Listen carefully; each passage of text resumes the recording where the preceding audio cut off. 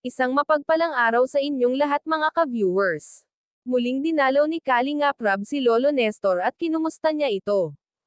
Pinaliwanag ni Lolo Nestor na isang buwan siya sa bukid at marami daw siya ginawa doon. Nagagalit daw siya sa anak niyang si Melanie at ginawa sa kanya ang ganun na basta-basta na lang nagdesisyon samantala daw siya ang nagpalaki kay Reyna. Hindi nga raw nagpapakita si Melanie sa kanya at talaga daw na pagagalitan daw niya ito sa ginawa sa kanya.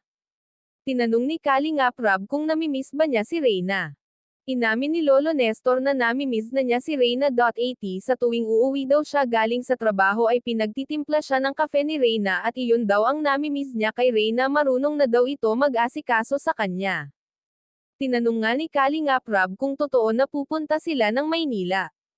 Totoo daw iyon pero dadalawin lang niya ang kamag-anak niyang may sakit.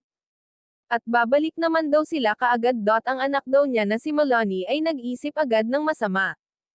Sinabi ni Kalingap Rab na pupunta daw siya kina Ate Roda at dadalawin niya si Reyna kung gusto daw ni Lolo Nestor sumama.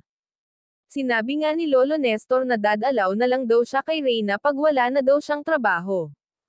Masama talaga ang loob ni Lolo Nestor. Pero hindi natin siya masisisi, siya kasi ang nagpalaki kay Reyna at nagpakahirap. Pagdating sa bahay ni Roda ay kinausap ni Kalingap Rab si Reyna, humanga si Kalingap Rab at aktibo na itong sumagot si Reyna. Ika pa nga ni Kuya Val, basta alaga sa kain at gamot tiyak gagaling talaga yan. Hanggang dito na lang mga ka-viewers, maraming salamat at God bless sa inyong lahat.